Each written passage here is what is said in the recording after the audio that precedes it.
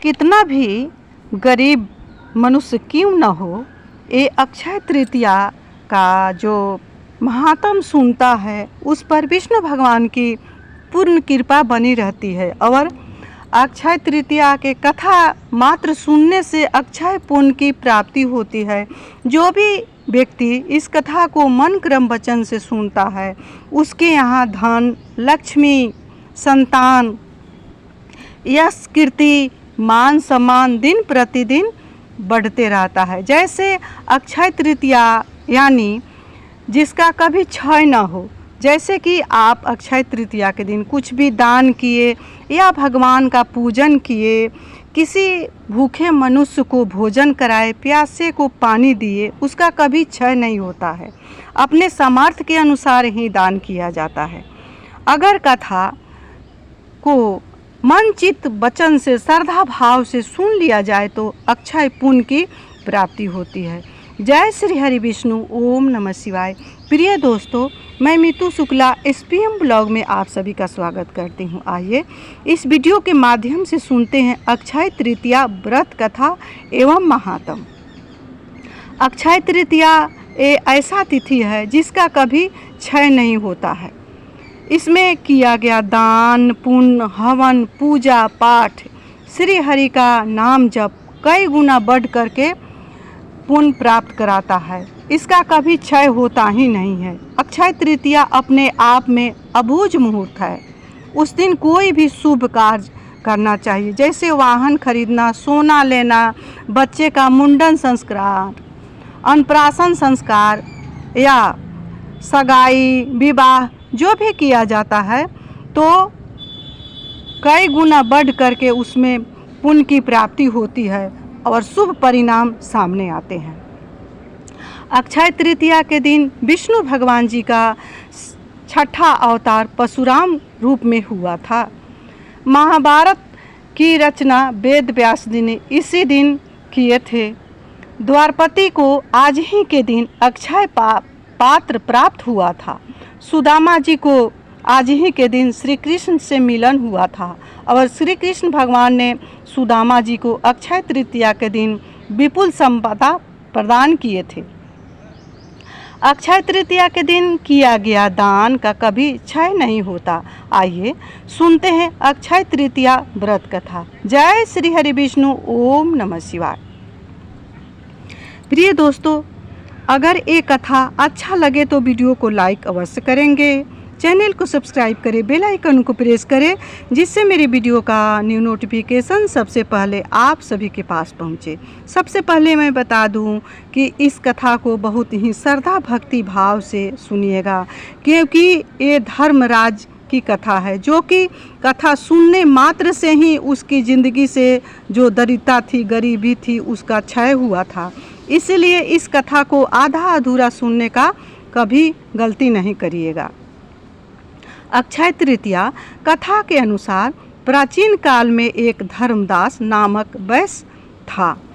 धर्मदास अपने परिवार के साथ एक छोटे से गांव में रहता था। वह बहुत ही गरीब था।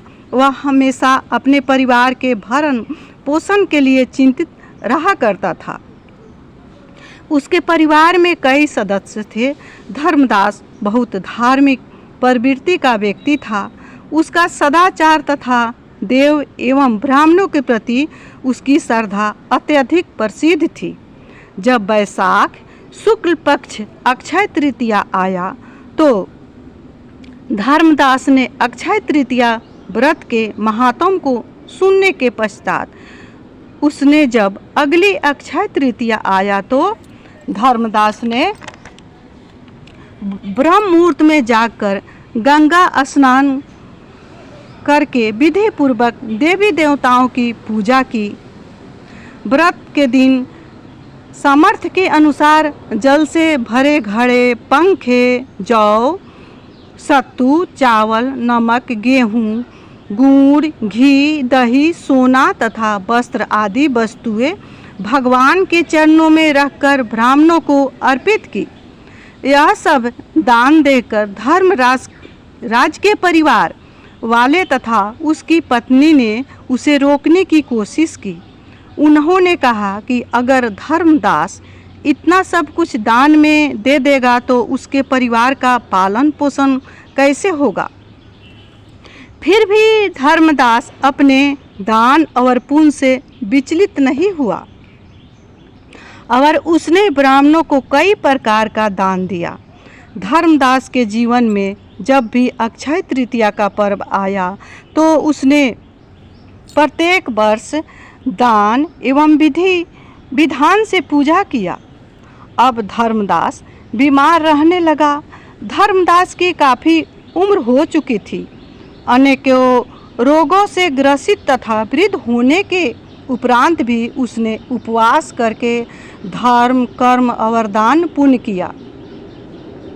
दान पुण्य और पूजा पाठ के प्रभाव से यही धर्मदास अगले जन्म में कुशावती का राजा हुए।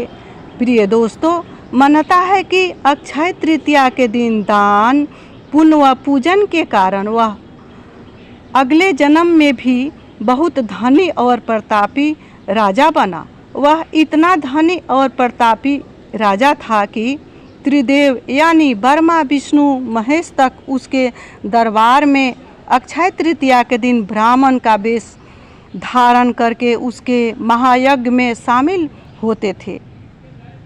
अपनी श्रद्धा और भक्ति का कभी घमंड नहीं हुआ धर्मराज को। वह प्रतापी राजा महान एवं वैभवशाली होने के बावजूद भी धर्म मार्ग से कभी विचलित नहीं हुआ। माना जाता है कि यही राजा आगे के जन्मों में भारत के प्रसिद्ध सम्राट चंद्रगुप्त के रूप में पैदा हुए। जैसे भगवान के ने धर्मराज पर अपनी कृपा की, वैसा ही जो भी व्यक्ति इस अक्षय तृतीया की कथा का श्रवण करता है और विधि विधान से पूजन एवं दान आदि करता है, उसे अक्षय पुण्य एवं यश की प्राप्ति होती है। इतना ही नहीं, विष्णु भगवान के साथ सदा माँ लक्ष्मी उसके घर में विराजमान रहते हैं और उसके घर में धन पुत्र यश कीर्ति मान सम्मान दिन प्रतिदिन बढ़ते रहता है। इस कथा का इतना महात्म है। इस कथा को सुनने मात्र से अक्षय पुण्य की प्राप्ति होती है। अक्षय तृतीया के दिन जितना भी समर्थ है उसके अनुसार प्रिय दोस्तों दान करें। मान्यता है कि सोना की खरीदारी किया जाता है, लेकिन अगर समर्थ नहीं है तो सोना नहीं भी खरीदें तो भूखे को भोजन कराएं, उससे भी पुण्य प्राप्ति होती है। प्यासे को पानी दें, उससे भी पुण्य की प्राप्ति होती है। छोटे छोटे कर्मों से अपने पुण्य अर्जित करें, क्योंकि जो अक्षय तृतीया के दिन जो भी पुण्य अर्जित किया जाता है उसे 7 पीढ़ियाँ राज करती है।